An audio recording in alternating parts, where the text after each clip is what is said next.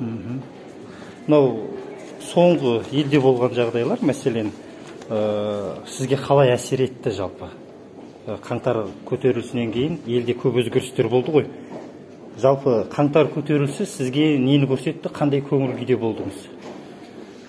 Жалпы енді қаңтар көтерілісі бәрімізге өте бір қабырғамызды қайыстырып, мына әсіресе жазықсыз мерт болған азаматтардың отбасына біріншіден көңіл айтқым келеді.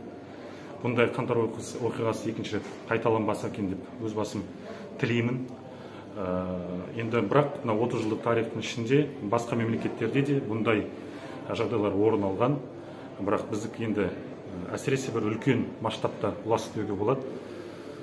Әрине, бір үлкен сын. Осы сында біз тәуелсіздіктің, егемендіктің қадірін түсіне білдік.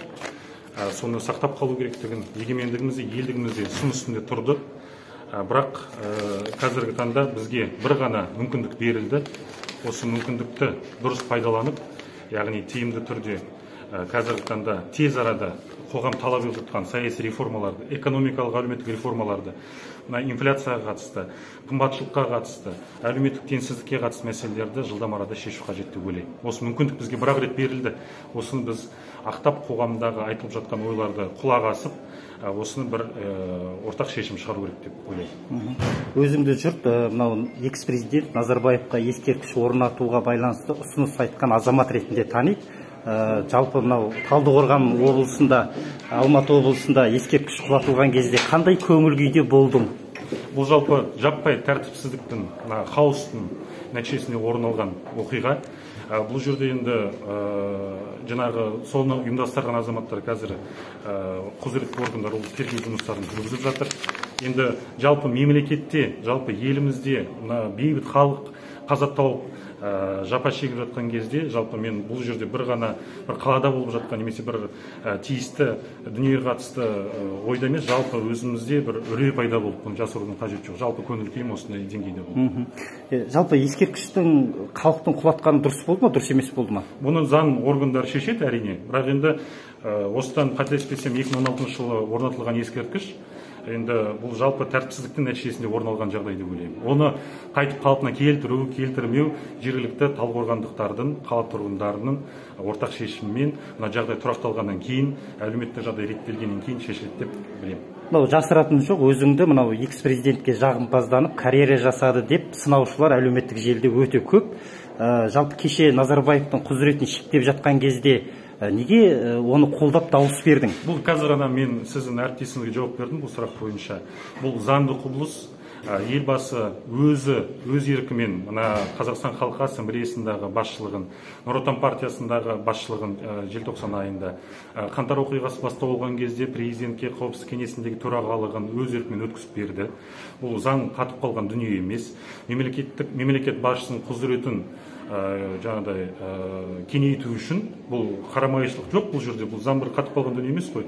Дауыс берілді, мемлекет басшысының құзыретін кеңейттік.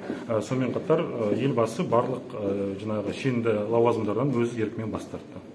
Яғни мынау мен бәріне жауап бердім. Егер сен сұрақ көп. Егер сен мәселен мынау Назарбаевқа қарсы заң қабылдап жатқан кезде өзіңнің қарсы пікіріңді білдіріп, немесе мен елбасымды осылай айыптап жатқан кезде мен мандатымнан бас тартамын деп, неге мандатыңыздан бас тартпадыңыз? Сұрағын түсіндім. Бұл жерде бізде бұл сұрақ фракцияда талқыланды. Фракциялық бізде ұстаным бар. Бұл бойынша меніңше ешқандай қайырмашылық жоқ деп ойлаймын. Қазіргі таңда бізде мына алға қойған тапсырмалар бойынша жұмыс атқару керек, жұмыс жасау керек. Сол бағытта өз басым жұмыс жасауға дайынмын. Мынау экс-президентті мынау сын сағат болды ғой, енді бүкіл құзыретін алып тастаған кезде сен оны қолдап дауыс беруің бір сатқындық емес па? Жалпы елбасын сатып кеткен жоқсың ба? Бұл жерде бұрмалаудың қажеті жоқ. Мен сізге тағы да бір рет қайталап айтамын. Бұл кісі өзі билік басына тұрған кезде өз еркімен барлық жерден бас тартты. Өз еркімен, сонымен қатар барша қазақстандықтарды осы мемлекет басшысының аясында тоғысуға шақырды. Сондықтан да бұл жерде мен ешқандай да бір сатқындықты немесе бір қарамайшылықты көріп тұрған жоқпын. Заңды процесс. мынау сарапшылар айтады, мәселен, қаңтар көтерілісі кезінде экс-президент Назарбаев пен Тоқаевтың арасында қақтығыс болды.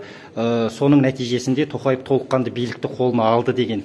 Мынау ресейлік сарапшылар қаңтар көтерілісінде экс-президент Назарбаев жеңілді деген сөзді айтады.